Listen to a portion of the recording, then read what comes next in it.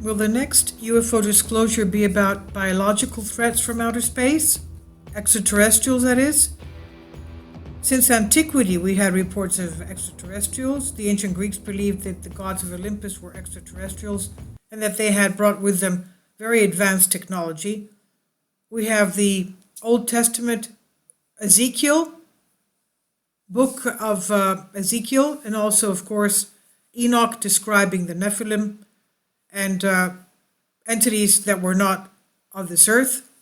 And we have, of course, the native Indians of the United States telling us of the Anu, that they were from extraterrestrial origins. Now, that may sound misleading, a misguiding question. Biological threats from outer space.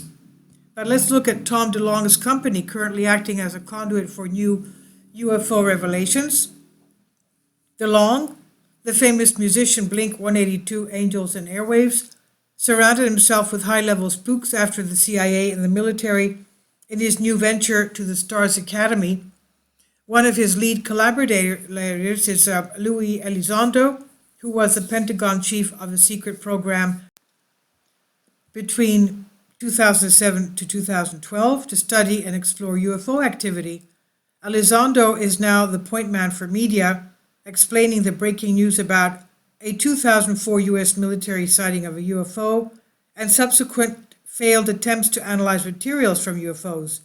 He also hinted that alien UFOs are a potential threat to our safety, a threat we cannot ignore. Every major press outlet in the world, starting with the New York Times, is covering the story. Who are the players on DeLonge's team? Buckle up. The following quotes are from the Academy's site. Jim Semivan, Mr. Semivan, retired from the Central Intelligence Agency's Directorate of Operations after 25 years as an operation officer, both overseas and domestically. Hal Puthoff, Dr. Puthoff's professional background spans more than 5 decades of research at General Electric, Sperry, the National Security Agency NSA, Stanford University, and SRI International. Dr. Puthoff regularly advises NASA, the Department of Defense, and intelligence communities. Louis Elizondo. Elizondo is a career intelligence officer whose experience includes working with the U.S. Army, the Department of Defense, the National Counterintelligence Executive, and the Director of National Intelligence. As a former special agent in charge, Louis conducted and supervised highly sensitive espionage and terrorism investigations around the world. As an intelligence case officer, he ran clandestine source operations throughout Latin America and the Middle East. Then we have Chris Mellon. He served 20 years in the federal government, including as the Deputy Assistant Secretary of Defense for Intelligence in the Clinton and Bush administrations. Paul Rapp. His past honors include a certificate of commendation from the Central Intelligence Agency for significant contributions to the mission of the Office of Research and Development. Note, this office, ORD, was where the CIA's MK-Ultra mind control program secretly landed in 1962 after it purportedly ended. Kindly support my Patreon account. The daily posts are 5 videos daily, and they are totally different from what I have on my YouTube channel. Thank you so much for your support and that you find all my content so interesting. You'll find the Patreon account details in the description box. Norm Khan, Dr. Khan, had over a 30-year career with the Central Intelligence Agency. So now you get the picture. These are very credible people, very knowledgeable people. That's quite a roll call for military and intelligence insiders.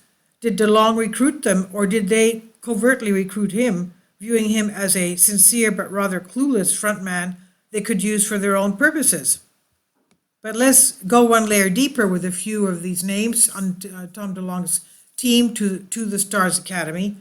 Dr. Norm Khan's career with the CIA culminated in his development and direction of the intelligence community's counter-biological weapons program.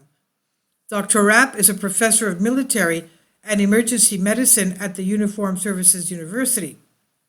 Dr. Gary Nolan, another Academy advisor, is the Radford and Carlotta A. Harris Professor in the Department of microbiology and immunology at Stanford University School of Medicine.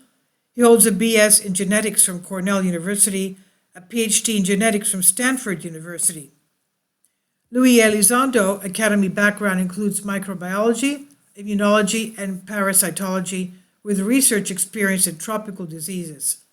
And finally, another academy member, team member, Dr. Adele Gilpin, is a scientist with biomedical academy and research experience, as well as an active licensed attorney. So why are all these medical people on board, along with intelligence and military players? Microbiology, parasitology, immunology, genetics, biological weapons. What do these fields have to do with UFOs? It doesn't take a great deal of imagination to come up with a few answers.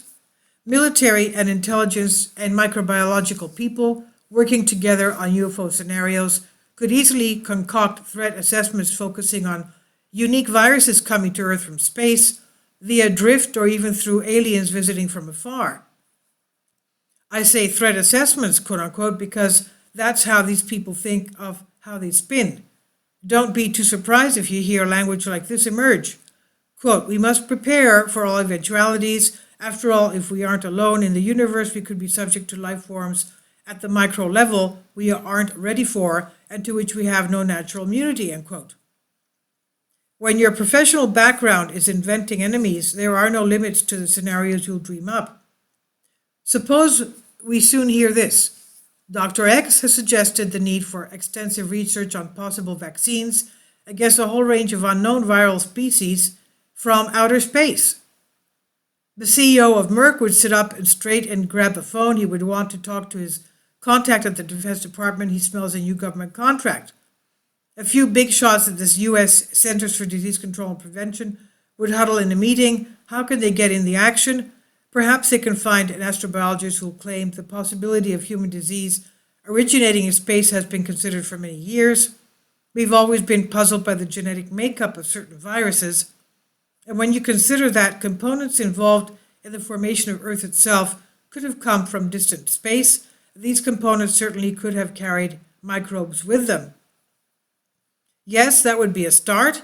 And if in fact we have had visitors, wouldn't they carry their own set of unique viruses?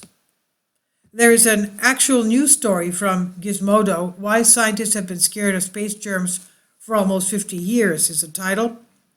The 1967 Outer Space Treaty was one of the few things the US and Soviet Unions managed to agree on at the height of the Cold War.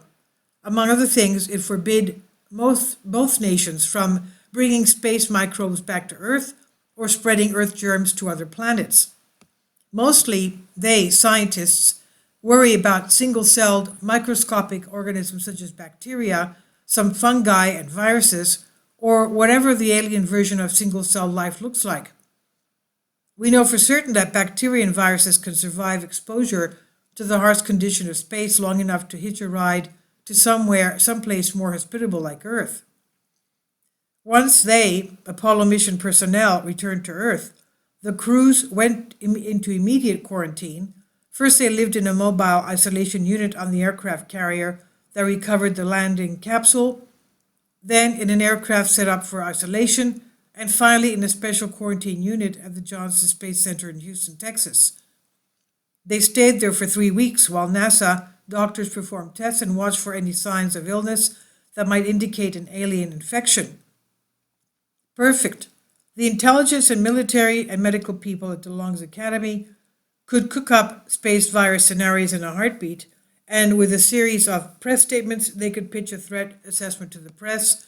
They already own a direct pipeline to the New York Times, which tells you they have an official green light to move.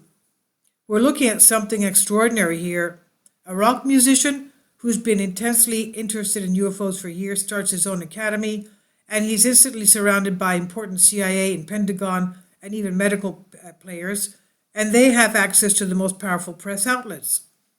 They've already sold a story about military contact with a UFO and another story about pieces from a UFO that resist all attempts at analysis. It was a remarkably easy sale.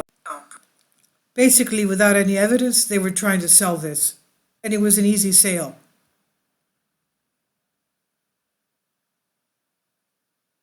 Why not host up the flag on bio-threats from deep space, carefully craft the language, peddle the tale too. There are lots of payoffs, raise the public level of fear, always a goal when the CIA and Pentagon are in the game, stimulate government contracts and for new medical research, use this research as a cover for your illegal work on offensive biowarfare programs. Now, too wild to be believed? Not really. When you own the basic narrative and you have a good propagandist at your disposal, the sky's the limit. Or in this case, space is the limit. It may be the final frontier to explore, but it's also the frontier of sheer fabrication. Are you ready? Let's go. Work on new virus from space scenario. It's a big one. All hands on deck. Things like that. Now, there are rumblings in Congress about resurrecting the Reagan Star Wars plan to build space weapons which would intercept enemy nuclear missiles. Why not piggyback a staggeringly expensive program to install virus detectors in space to alert the government to incoming microbes from out there or from purported Russian bioattacks? They'd never be able to sell that idea. Really, given enough time and propaganda and given control of the basic narrative, government scientists can sell anything. Now, back in the mid-1990s, a whole brew of hysteria was whipped up about the hot zone. The thesis went this way: because of the ease of global travel, all sorts of dangerous viruses buried for centuries in Africa and the rainforests of South America were going to come out to the West and infect people who had developed no natural immunity to them. We were also told that concerning the permafrost that's melting and old viruses, ancient viruses that may be coming back into the atmosphere, infecting us, and we're, of course, not immune to them. Now, To the Stars Academy has the right people on board to promote and hustle it. Plus, on the side, DeLong's Academy can always use all those medical experts to analyze an alien ET body that suddenly pops up in the locker in Area 51. Let's remember what, quote, Ronald Reagan left us with. Perhaps we need some outside universal threat to make us recognize this common bond. I occasionally think how quickly our differences worldwide would vanish if we were facing an alien threat from outside this world. This is by John Rappaport's blog on Bennett Reality. Please leave your comments. Thank you for your support.